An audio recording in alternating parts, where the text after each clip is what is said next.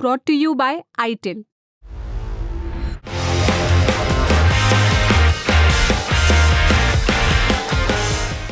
Justice Yashwant Verma मामले में अब एक नई अपडेट आई है और ये अपडेट आई है सुप्रीम कोर्ट कोलेजियम से।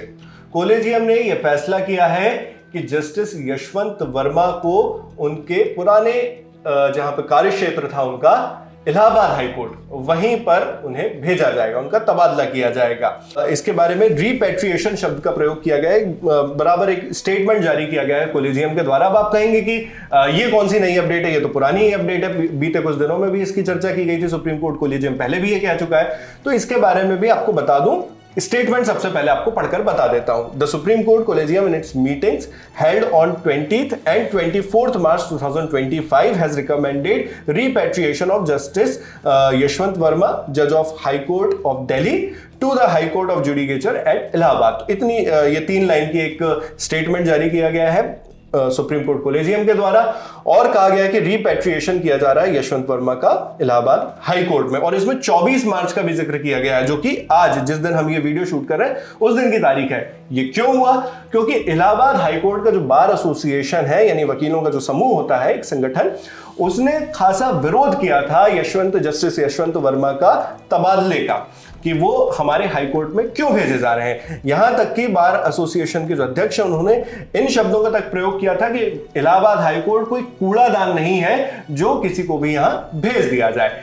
तब क्या हुआ था और इस विरोध के बीच ये फैसला लिया गया है, बार एसोसिएशन की क्या मांगे थी, क्या प्रपोजल से, इसकी एक बहुत ही डिटेल्ड जानकारी है जो हमारे साथी विपिन आपको देंगे। जी विपिन। जी बिल्कुल नावेद। और एक और चीज मैं बता दूं कि अब सोमवार को जो है दिल्ली हाई कोर्ट ने तुरंत प्रभाव से जो जस्टिस यशवंत वर्मा है उन्हें डिरोस्टर भी कर दिया है। तो अब सीधा सा मतलब ये है कि वो जज के तौर पर कोई भी फैसला वहां पर नहीं सुना पाएंगे, ना सुनवाई में कोई उनको शरीक किया जाएगा। जी बिल्कुल। और अब जो जनरल बॉडी मीटिंग की बात है, Allahabad high court bar association की जो जनरल बॉडी मीटिंग थी उसमें 11 प्रस्ताव उस मीटिंग में पास किए गए थे और हाई कोर्ट बार एसोसिएशन ने प्रस्ताव पास करके सीजीआई से मांग की थी कि यशवंत वर्मा जो जस्टिस हैं उन्हें इलाहाबाद हाई कोर्ट में तबादला उनका ना किया जाए। हालांकि फिर से आज वही सुप्रीम कोर्ट कोलेजियम की तरफ से एक नोटिस जारी किया है। अब इसकी जो प्रमुख बातें थी इस मीटिंग की वो भी मैं आपको बता दूं। तो उसमें बार एसोसिएशन ने कहा है कि इलाहाबाद हाई कोर्ट जो है वो कोई डंपिंग ग्राउंड नहीं है।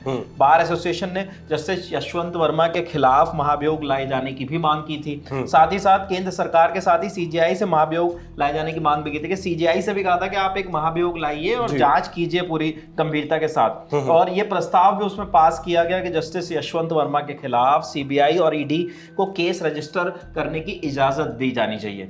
इसके अलावा अगर हम बात करें कि कस्टडी में अगर लिया जाए सीजीआई की अनुमति से, तो ये भी उनके प्रस्ताव में कहा गया था। बार एसोसिएशन ने सुप्रीम कोर्ट से आंतरिक जांच को भी खारिज करने की मांग की है कि भाई इस पे एक निष्पक्ष और पूरी तरीके से जो है सीजीआई की निगरानी में जांच होनी चाहिए। मतलब वो इंटरनल जांच के लिए भी उन्होंने अपना विरोध जताया है। जी बिल्कुल। क्या कहा था? साथ ही साथ मैं आपको ये वाला बताऊं, सबसे इंपॉर्टेंट चीज जो है वो ये है कि बार एसोसिएशन ने अंकल जज सिंड्रोम का मामला भी उठाया है। अच्छा। अब जो वकीलों ने कहा है कि अंकल जज सिंड्रोम के खिलाफ भी कार्रवाई करनी चाहिए। अब ये इसका मतलब अंकल जज सिंड्रोम क्या होता है? वो ये होता है कि भारतीय विधि आयोग जो है वो अपनी 230वीं रिपोर्ट में उच्च न्यायालय में अंकल जजों की नियुक्ति के मामले का उल्लेख किया गया है, जिसमें कहा गया है कि जिन न्यायाधीशों के परिजन किसी उच्च न्यायालय में प्रैक्टिस कर रहे होते हैं उन्हें उसी उच्च न्यायालय में नियुक्त नहीं किया जाना चाहिए। तो इस प्रकार से ये नेपोटिज्म जो बात की जाती है, जुडिशरी में नेपोटिज्म के आरोप होते हैं,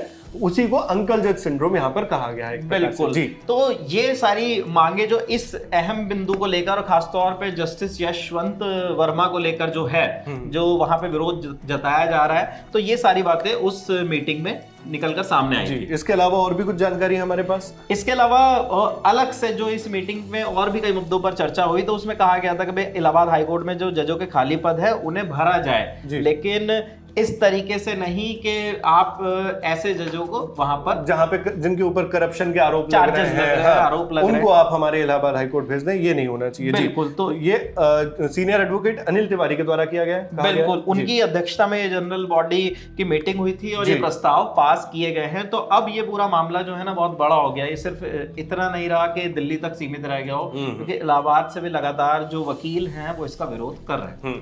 और फिर मामला बड़ा तब भी हो जाता है जब एक एक हाई कोर्ट की बात आती है, क्योंकि हाई कोर्ट कोई आम कोर्ट नहीं है, एक कॉन्स्टिट्यूशनल कोर्ट है, संविधान से वो अस्तित्व में आता है और उसकी ताकतें भी संविधान से मिलती हैं। तो ऐसे में अगर कोई संवैधानिक कोर्ट में कोई जज, जो प्रैक्टिसिंग जज है, वर्तमान में वो फैसले दे रहा है, उस पर ऐसे आरोप मिलते हैं, उसके घर से अगर इस तरह के कैश बरामद होते हैं, तो फिर वहां पर सवालिया निशान खड़े होते हैं। और कैश की जब, हाँ जी आप कुछ कहना जी बिल्कुल नावेद, तो बड़ी चीज मतलब अगर कल का भी अपडेट मैं आपको बताऊं तो कल जिस तरीके के वीडियोस और तस्वीरें हमारे सामने आई, जिसमें वो वीडियो सार्वजनिक किया गया जिस वक्त फायर ब्रिगेड की टीम, दिल्ली पुलिस के जवान घर में मौजूद थे और वहाँ पे उस आग को बुझाने का काम चल रहा था, और वहाँ जिस तरीके से नोटों के बैग मिले, हालांकि खुद जस्टिस यशवंत वर्मा की तरफ से सफाई दी गई कि वो मेरे जो हाउस एरिया है, जो रहने का इलाका है, उससे बाहर का स्टोर रूम है और वहाँ पे किसी की भी आवाजाही बहुत आसान है। तो वो अपने पक्ष में ये बातें कह रहे हैं, अपने बचाव में ये सब तमाम चीजें कह रहे हैं, लेकिन फिर भी ये गंभीर आरोप हैं जो जस्टिस वर्मा पर लग रहे हैं। तो ये जो कैश बरामद हुआ उसकी भी आपको एक बैकग्राउंड जो भी इंफॉर्मेशन है वो आपको एक बार बता दूं।